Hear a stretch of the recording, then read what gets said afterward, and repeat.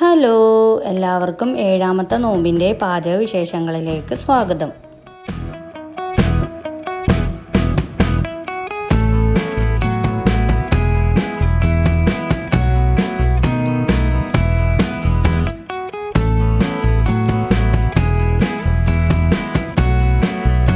ഞാൻ ആദ്യം തന്നെ ജ്യൂസിൻ്റെ പരിപാടിയിലാണ് സ്റ്റാർട്ട് ചെയ്യണത്. അപ്പോൾ ഇന്ന് തണ്ണിമത്തനാണ് ജ്യൂസ് അടിക്കണത്. അപ്പോൾ അതൊക്കെ ഇങ്ങനെ കട്ട് ചെയ്ത് പീസാക്കിയിട്ട് അതിൻ്റെ കുരുവൊക്കെ കളഞ്ഞ് നമുക്കത് മിക്സിയുടെ ജാറിലിട്ട് നന്നായിട്ട് അടിച്ചെടുക്കാം കേട്ടോ. അപ്പോൾ ജ്യൂസൊക്കെ നേരത്തെ അടിച്ച് വെക്കുകയാണെങ്കിൽ നമുക്ക് നല്ല തണുപ്പോടുകൂടി കുടിക്കാൻ പറ്റുമല്ലോ. അപ്പോൾ സാധാരണ നോമ്പ് തുറന്നുമ്പോൾ അത്ര തണുപ്പൊന്നും കുടിക്കാൻ പാടില്ല, എങ്കിൽ പോലും തണുപ്പോടുകൂടി കുടിക്കുമ്പോഴാണുള്ള ഒരു ടേസ്റ്റ്. അപ്പോൾ അതുകൊണ്ടാണ് കേട്ടോ ഇങ്ങനെ നേരത്തെ അടിച്ച് വയ്ക്കണത്. അപ്പോൾ ഈ തണ്ണിമത്തൻ്റെ കൂടെ കുറച്ച് പാലും കൂടി ഒഴിക്കുകയാണെങ്കിൽ നല്ല ടേസ്റ്റ് ആയിരിക്കും. ഞാൻ പക്ഷേ പാലല്ല കേട്ടോ ഒഴിക്കണേ, വെറുതെ പഞ്ചസാരയും വെള്ളവും മാത്രമേ ഒഴിക്കണുള്ളൂ. അപ്പോൾ നമ്മുടെ തണ്ണിമത്തൻ ജ്യൂസ് ഇവിടെ റെഡിയായി വന്നിട്ടുണ്ട്. അപ്പോൾ ഇത് നമുക്കിനി ഫ്രിഡ്ജിലേക്ക് വയ്ക്കാം.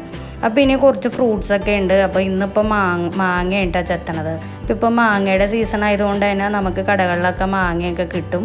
അപ്പോൾ ഞാനിന്നതേ 2 മാങ്ങ എടുത്തിട്ടുണ്ട്. അപ്പോൾ ഇനി അത് നമുക്ക് നന്നായിട്ട് തൊണ്ടൊക്കെ കളഞ്ഞ് കട്ട് ചെയ്ത് ചെറിയ പീസാക്കി പാത്രത്തിലാക്കി വെക്കാം കേട്ടോ. അപ്പോൾ എല്ലാവരും വീഡിയോക്ക് ലൈക്കൊക്കെ കൊടുത്ത് വീഡിയോ സ്കിപ്പ് ചെയ്യാതെ മുഴുവനായിട്ട് കാണാൻ ശ്രമിക്കണേ. അതുപോലെ തന്നെ വീഡിയോ ഫാമിലിക്കോ ഫ്രണ്ട്സിനൊക്കെ ഒന്ന് ഷെയർ ചെയ്ത് കൊടുക്കാനും മറക്കരുത് കേട്ടോ. ആദ്യമായിട്ട് നമ്മുടെ വീഡിയോസൊക്കെ കാണുന്ന കൂട്ടുകാരുണ്ടെങ്കിൽ നമ്മുടെ ചാനലൊന്ന് സബ്സ്ക്രൈബ് ചെയ്ത് സപ്പോർട്ടും ചെയ്യണം കേട്ടോ. അപ്പോൾ നമ്മുടെ മാങ്ങയൊക്കെ ഞാൻ ഇങ്ങനെ ചെത്തിക്കൊണ്ടിരിക്കുകയാണ്.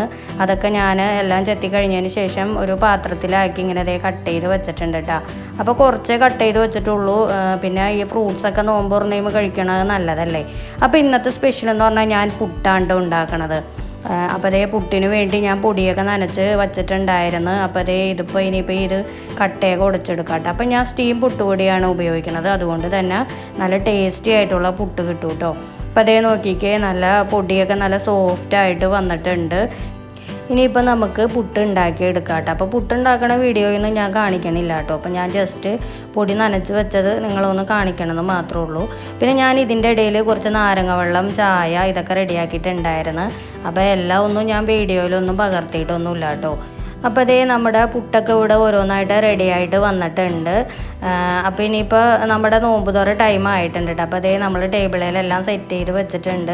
അപ്പോൾ തണ്ണിമത്തൻ ജ്യൂസ്, കസുകസിട്ട നാരങ്ങ വെള്ളം, പിന്നെ സ്നാക്സ് ആയിട്ട് ഉണ്ടായിരുന്നത് സമൂസ, കട്ട്ലേറ്റ്, മുട്ട കബാബ്, ബ്രെഡ് പോക്കറ്റ്, ഷവർമ, കായ്പോള ഇതൊക്കെയായിരുന്നു കേട്ടോ. പിന്നെ മാങ്ങ കട്ട് ചെയ്ത് വെച്ചതുകൊണ്ട്.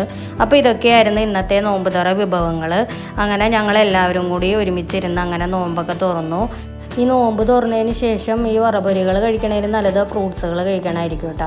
പക്ഷേ ഇപ്പോഴത്തെ എല്ലാ പിള്ളേർക്കും കൂടുതൽ ഇഷ്ടം വറപൊരികൾ കഴിക്കാനായിരിക്കും അല്ലേ. അപ്പോൾ അതുകൊണ്ടാട്ടോ ഇവിടെ ഡെയിലി ഇതൊക്കെ വാങ്ങിക്കണത്. പിന്നെ അതേപോലെ തന്നെ ഈ ജ്യൂസിനേലും നല്ലത് എപ്പോഴും നാരങ്ങ വെള്ളമായിരിക്കും കേട്ടോ. പിന്നെ ഇപ്പോൾ എല്ലാവരുടെയും ഇഷ്ടമനുസരിച്ചാണ് ഇപ്പോൾ ജ്യൂസൊക്കെ ഉണ്ടാക്കണത്. എങ്കിൽ പോലും നമ്മൾ ഇങ്ങനെ കസുകസിട്ട് മിക്ക ദിവസങ്ങളിലും ഉണ്ടാക്കാറുണ്ടായിരുന്നു. ഇപ്പോൾ കുറച്ച് ദിവസമായിട്ട് ഇപ്പോൾ അതൊന്നുമില്ല. എല്ലാ വർഷവും നമ്മൾ നാരങ്ങ വെള്ളമൊക്കെ തന്നെ ആയിരിക്കും ഇവിടെ ഉണ്ടാക്കണത്. അപ്പോൾ അതായിരിക്കും എല്ലാവർക്കും ശരീരത്തിനും നല്ലത് കുടിക്കാനൊക്കെ. പക്ഷേ ജ്യൂസ് ഇല്ലാതെ പിള്ളേർക്കൊന്നും പറ്റില്ലല്ലോ. അപ്പോൾ അതുകൊണ്ടാട്ടോ നമ്മൾ ജ്യൂസൊക്കെ ഉണ്ടാക്കണേ.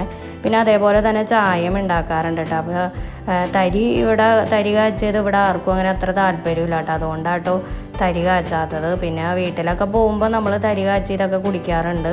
ഇവിടെ ആർക്കും ഇഷ്ടമല്ലാത്തതുകൊണ്ട് പിന്നെ ഞാനതൊന്നും അത്ര ട്രൈ ചെയ്യാറില്ല.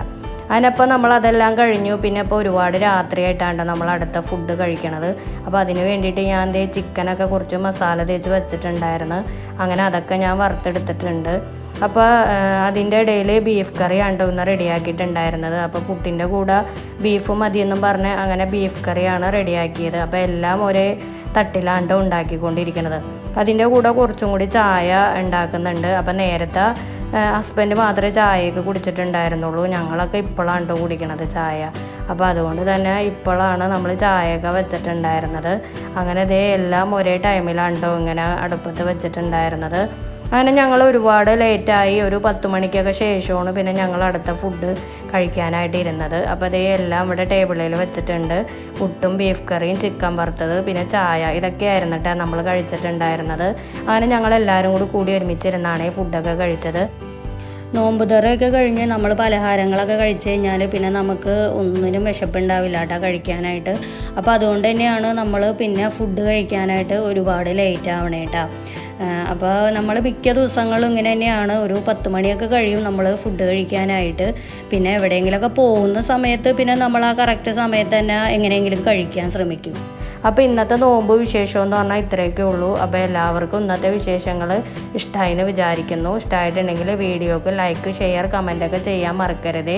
അപ്പോൾ പുതിയ നോമ്പിൻ്റെ വിശേഷവുമായിട്ട് പുതിയ വീഡിയോയുമായിട്ട് വരുന്നവരെ എല്ലാവർക്കും ബൈ ബൈ.